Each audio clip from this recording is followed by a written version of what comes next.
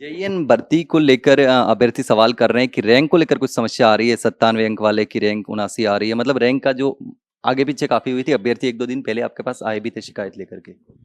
देखिए, ऐसा है कि जब मैं यहाँ पर आया था कर्मचारी चयन बोर्ड में, उस समय तक हम रैंक जारी नहीं करते थे।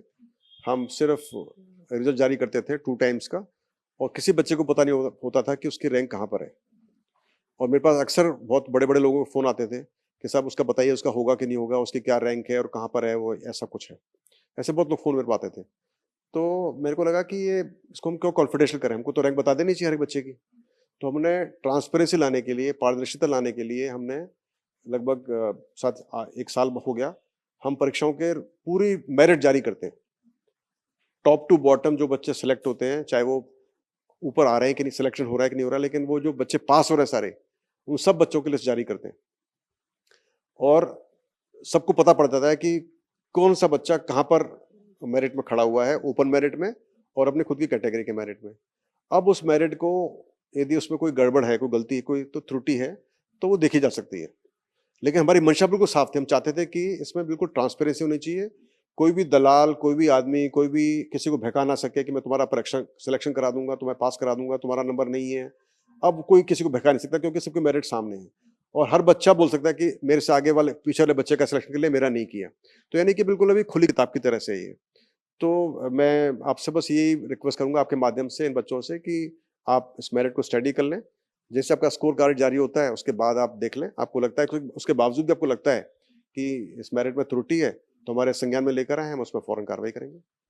मेरिट कार्ड जारी होगा उसके बाद इसमें सुधार हो जाएगा। नहीं, यदि त्रुटि रही हो, मतलब वो तो बच्चे बता सकते हैं कि त्रुटि कहीं उनको लगता है, तो वो उनका अंदाजा है। मैंने उनको पूछा था, मुझे बताइए, तो बोले साहब हमारे को अंदाजा ऐसा-ऐसा हो रहा है, लेकिन हमारे जब स्कोर कार्ड जारी होगा तब बता पाएँगे कि इसमें त्रुटि है कि नहीं। तो मुझे लगता है जैसे आपका स्कोर कार्ड जारी होगा आप चेक कर लें, उसके बाद बता सकेंगे कि इसका क्या स्थिति है। इसी में जेईएन में डिप्लोमा लेवल की परीक्षा में 4 प्रश्नों को हटा दिया गया, जबकि डिग्री लेवल में 10 प्रश्नों को डिलीट कर दिया गया। और अभ्यर्थियों की ये शिकायत है कि जिन पर आपत्ति जताई थी वो न करके दूसरे डिलीट कर दिए गए। ये बहुत ही आम बात है कि जब परीक्षा होती है उसके बाद में फिर हम ऑब्जेक्शन माँगते हैं, हम प प्राथमिक कुंजी जारी करते हैं और फिर उसके ऊपर फिर बच्चे आपत्ति लगाते हैं। उन आपत्तियों को फिर अध्ययन किया जाता है, उसके लिए एक्सपर्ट्स कमेटी होती है, एक्सपर्ट्स उसकी जाँच करते हैं और ये तो नहीं है कि आपत्ति लगेगी तो हर प्रश्न डिलीट होगा। तो आपत्ति बच्चे लगाते हैं, उसको अध्ययन करते हैं, एक्सपर्ट्स उसकी जाँच करते हैं और फिर डिसीजन लेते हैं। तो जिस प्रश्न पर उनको लगा कि आपत्ति सही नहीं है, उसको उन्होंने रिजेक्ट कर दिया। जिस पे लगा और आपत्ति सही है, उस पर उन्होंने एक्सेप्ट कर लिया। उनको लगा कि इस पे जो क्वेश्चन है उसका आंसर सारे गलत हैं या 2 आंसर ज़्यादा हैं, जो भी हैं, तो उन्होंने डिलीट करने के लिए रिकमेंड कर दिया। या कोई क्वेश्चन आउट ऑफ सिलेबस था, उनको लगा कि वास्तव में आउट ऑफ सिलेबस है, उसको रिकमेंड कर दिया उन्होंने डिलीट करने के लिए। तो ये सारा जो काम करते हैं एक्सपर्ट्स करते हैं और एक्सपर्ट्स भी अच्छे गवर्नमेंट के होते हैं, गवर्नमेंट कॉलेजेस या गवर्नमेंट इंस्टीट्यूशंस के होते हैं, जहाँ से उनको बुलाया जाता है। तो उनके उनकी रिकमेंडेशन के आधार पर ही कार्रवाई की जाती है। इसमें हम डिसाइड नहीं कर सकते, बोर्ड डिसाइड नहीं कर सकता कि ये इसको चूँकि ये रिकमेंड कर रहे हैं तो हम और कुछ डिसाइड देते हैं। Decision will be exactly as per experts advice. तो इसलिए हर प्रश्न जिसमें आपत्ति हो, वो डिलीट होना ज़रूरी नहीं है या उसका उत्तर चेंज होना ज़रूरी नहीं है। तो लेकिन ये अनफॉर्चुनेट पार्ट है कि इसमें 10 क्वेश्चन डिलीट हुए और उसमें 4 डिलीट हुए।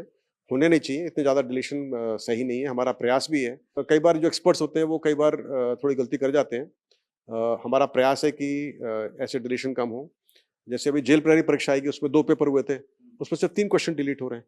तो कहने का मेरा मतलब है कि उसमें काफ़ी कम है। टेक्निकल परीक्षा में थोड़ा ज़्यादा हो जाता है क्योंकि शायद वो बहुत टेक्निकल होता है, उसमें हम कोई चेक भी नहीं कर पाते, ना बता पाते, ना समझ पाते हैं। लेकिन फिर भी हमारा प्रयास है कि टेक्निकल परीक्षाओं के अंदर भी क्वेश्चंस कम डिलीट हों। ऐसे ही हम और भी कुछ तरीके निकाल रहे हैं जिससे कि आगे से इतने ज़्यादा डिलीशन ना हो।